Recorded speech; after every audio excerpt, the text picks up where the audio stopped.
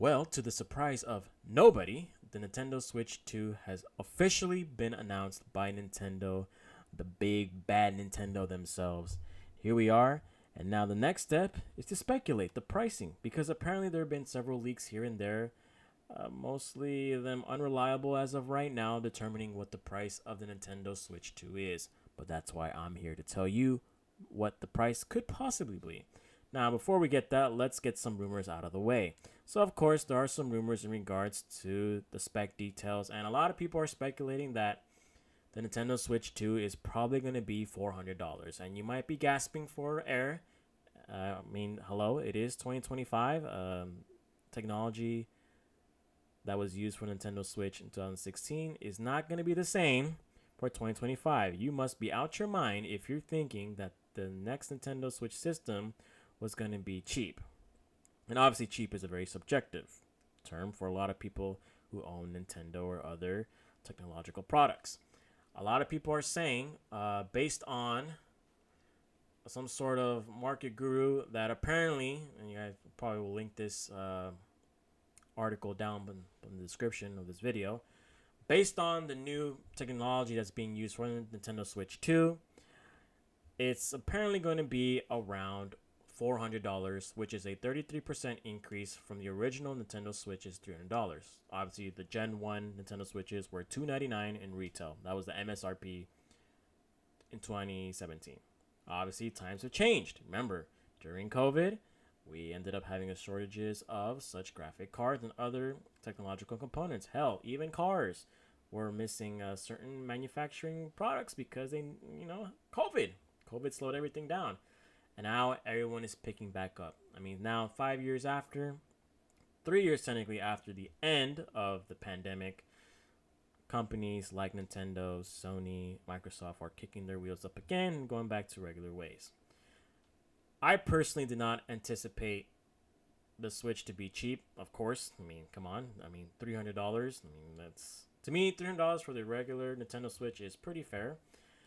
And obviously, we ended up getting an OLED version. And this OLED version ended up being $349. Now, I'm thinking, yeah, for sure the Nintendo Switch is going to be in the $400 range. I mean, if you're upgrading from an OLED to Nintendo Switch 2 for $50, that's not too bad. I personally think it's not that bad. That's why I've been very hesitant on buying a Nintendo Switch because obviously I was just waiting for this announcement. For sure, when Nintendo Switch 2 drops, I'm going to buy it because, I want to play the newest Nintendo games. And I actually enjoy playing Nintendo games. You guys know that.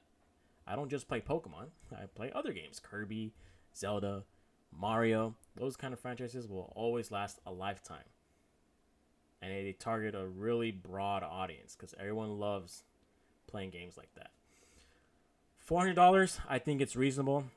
Personally, if you want to make it $450 or $500, you have to put a bundle. Now, of course, the game that they were showcasing was Mario Kart, and supposedly that Mario Kart itself might be Mario Kart 9 or might be some sort of deluxe version, but a lot of people are pointing that little showcasing of Nintendo Switch 2 having Mario Kart 9 as a potential launch title, so that's something to be aware of.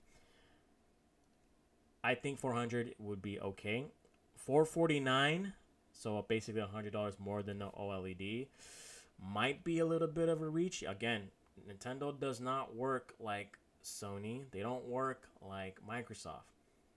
They're very calculative when it comes to pushing products out, but they gotta remember that the majority of these products are geared towards a younger audience. Not everyone plays PS games. Not everyone plays Xbox games, but a lot of people, and I mean a lot of people, and a lot more people than you think, recognize games from the Nintendo library. Now, to put in perspective the other companies, we have here the PS5. When the PS5 first came out, and remember, this was during COVID, PS5, the digital editions were $400. That's the one I currently have right now. And then there was a disc version that was $500. Looking back down the road, 4 years after that, we ended up getting a PlayStation 5 Pro console, and it was $700. People were outraged at this because, one, Jesus Christ, they almost doubled the original they basically doubled the original price of the PS5. And if you don't care about playing your games in freaking 40K, 80K, none of this matters to you. And that's why people are pissed at Sony for trying to be greedy essentially. I understand that they're a business, but if you don't provide more and more of what your audience demands from you, especially since we're in an era where we're playing games that require internet subscriptions that we have to pay from our pockets, you're out your freaking mind. Me personally, I wouldn't be buying a PS5 Pro because I think my PS5, after 4 years, works just fine. Never had any problems. My games look great. Sure, certain games does have like ray tracing technology, but I'm cool with that. I'm really cool with that. So I really hope Nintendo doesn't make the mistake Sony makes and starts to become greedy. Y'all got enough money, man.